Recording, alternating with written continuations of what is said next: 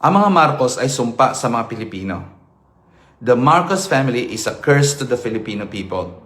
Wala nang ginawa ang mga Marcos na yan, kundi umupo sa pwesto at magpayaman, pagnakawan ang ating pamahalaan at gawing mahirap ang buhay ng ating mga mamamayan. Kaya huwag na tayo magkamaling ibabalik sila ulit sa pwesto kailanman. Tingnan ninyo ang nangyari sa ating kasaysayan. Bago umupo si Ferdinand Marcos Sr., maganda ang ekonomiya ng Pilipinas. Halos ka-level natin ang South Korea, ang Japan at ang Singapore. Pero matapos pagnakawan ni Marcos ang ating bansa sa kanyang termino, nalugmok ang ekonomiya ng Pilipinas, naging mahirap ang ating bansa at umunlad ang mga bansang iyon.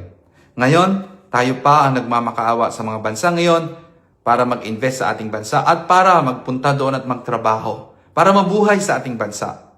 Tingnan ninyo ang estratehiya ni Marcos ng kanyang ekonomiya. Lisanin ng mga Pilipino ang kanilang sariling bansa para maghanap buhay sa ibang bansa, para mabuhay sa kanyang sariling bansa. Why do we have to leave our country to work in another country in order to support ourselves in our own country? A good citizen should not have to do that. Hindi natin dapat lisanin ang ating sariling bansa para lang mabuhay sa ating bansa. Kaya dapat magkaroon tayo ng panibagong thinking sa bagay na to, ng panibagong pag-iisip na ang ating bansa ay dapat maging sustainable at self-sufficient tayo sa ating sariling bansa. Huwag na nating iboto mga Marcos na yan dahil sila ang nagpapahirap sa ating sariling bansa. Tingnan ninyo ang nangyari kay BBM, pinakamalaking pangyayari ng nakawan sa ating kasaysayan. Presidente, ninanakawan ng sariling bansa, pinapalobo ang budget para magkaroon siya ng sariling pera, mga kickbacks niya, tumatanggap ng mali-maletang pera mula sa kaban ng bayan, nagda-divert ng mga pera para sa kanyang sariling bulsa.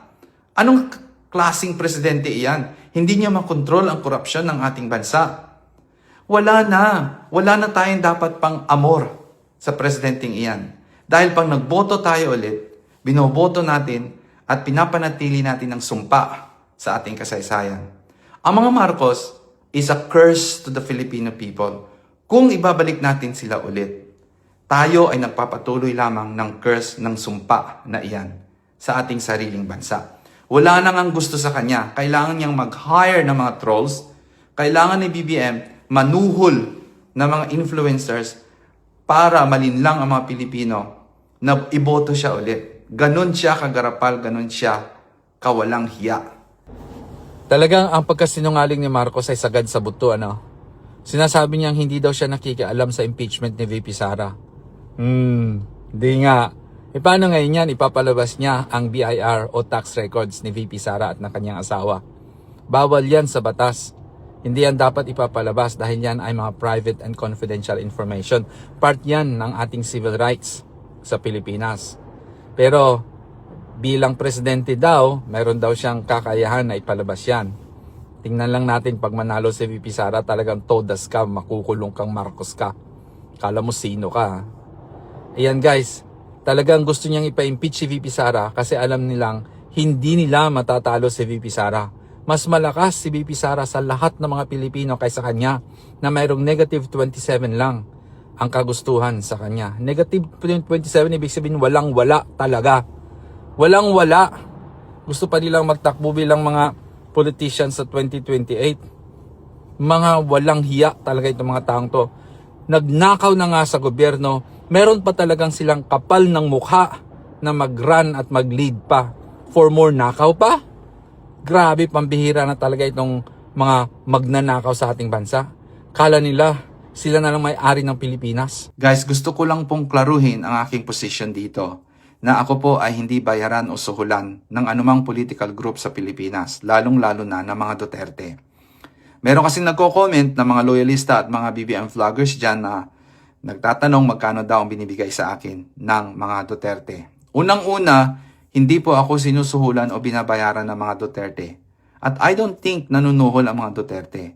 Ang sa pagkakaalam ko, ginagawa ng mga Duterte vloggers o pro-Duterte vloggers ang kanilang content out of love Talagang kusa lang talaga nilang ginagawa dahil mahal nilang Pilipinas at nakikita nila ang kagandahan ng mga pamumuno ni na Duterte sa Davao City, sa buong bansa, through Digong at sa mga plataforma ni Sara Duterte na talagang pro-progress, pro-development ng Pilipinas. Kaya gustong-gusto nila isulong yung mga kagandahan ng pamumuno ni Duterte. Kaya kahit na hindi sila sinusuhulan ng mga Duterte, kusa nila itong ginagawa dahil mahal nila ang bansang Pilipinas. Ganoon din ako. Mahal ko rin ang bansang Pilipinas. Kaya kahit hindi ako sinusuhulan ng mga Duterte, I speak on their behalf.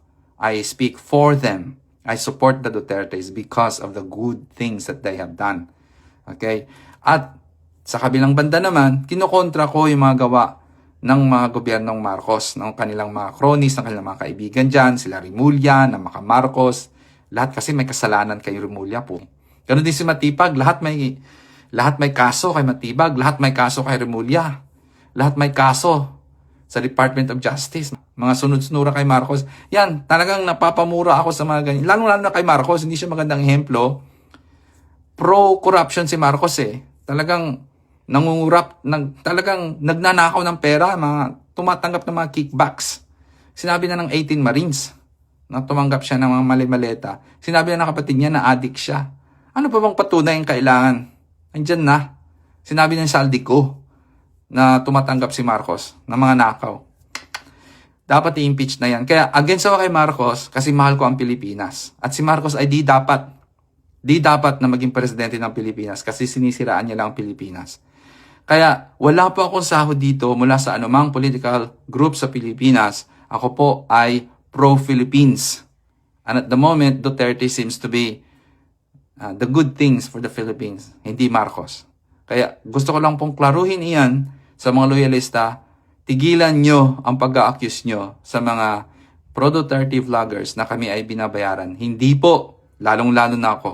Wala po akong tinatanggap na suhol sa mga Duterte. Mahal ko lang talaga ang Pilipinas at ang Duterte ang nababagay sa ating bansa. Mga kababayan, magandang oras po sa inyo lahat. Nandito naman po tayo para patunayan na sinungaling si Bongbong Marcos.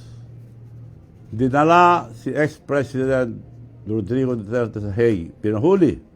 Hindi dapat dahil tayo may sariling sistema, may sovereign nation tayo, may sarili tayong justices, insulto sa justice system natin. Hindi dapat dinala sa Hague. Para patunayan sa inyo, kahapon lang, nag-meeting na ang kabinete ni President Trump. Eto, basahin nyo yung pinag-usapan nila, pakinggan nyo sa Facebook ko, ilalabas ko yun na maling-mali ang ginawa ni Bongbong Marcos kay President Rodrigo Duterte. So, inaasahan po natin na sa lalong madaling panahon, mayuuwi din natin si ex-President Rodrigo Duterte na kinakatakutan ni Bongbong Marcos dahil sa mga malaking nakawan na ginawa nila na binibintang sa mga congressman, kontraktor, mga senador, lahat. So, etong patunay na maling-mali si BBM sa sinasabi na paghuli kay President Digong Duterte.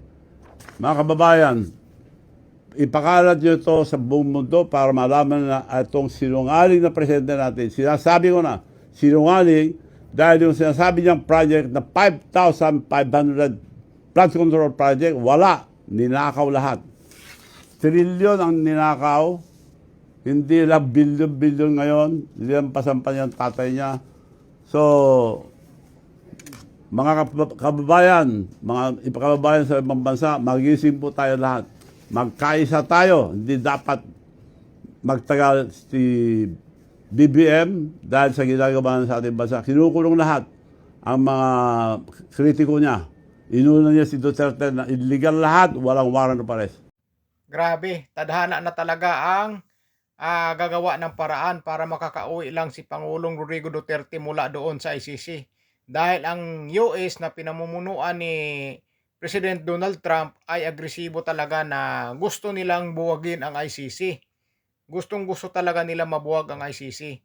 At dyan makakauwi si Pangulong Rodrigo Duterte pag nagkataon, di ba? talagang hindi titigilan ni Donald Trump yan ang ICC kung hindi mabuwag. Talagang bubuwagin talaga nila. Kaya makakauwi talaga ito si Pangulong Rodrigo Roa Duterte. Kung sa baga, tadhana na talaga ang gumawa ng paraan para makakauwi si Pangulong Rodrigo Roa Duterte.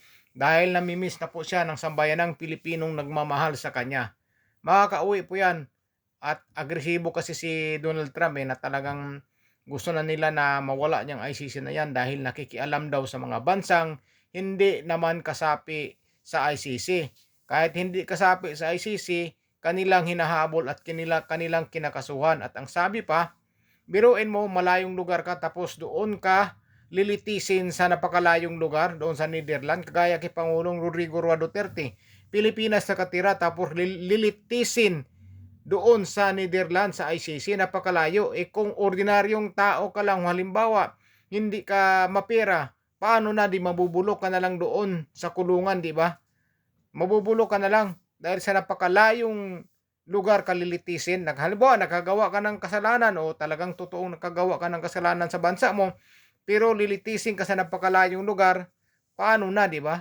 Ang pinakamasakla pa dito ay hindi na po tayo membro ng ICC. Tapos, kinuha pa rin o hinatid pa rin si Pangulong Rodrigo Roa Duterte doon. Yan talaga ang kinakagalit ni Donald Trump, yung hindi kakasapi sa ICC, tapos pinapakialaman nila.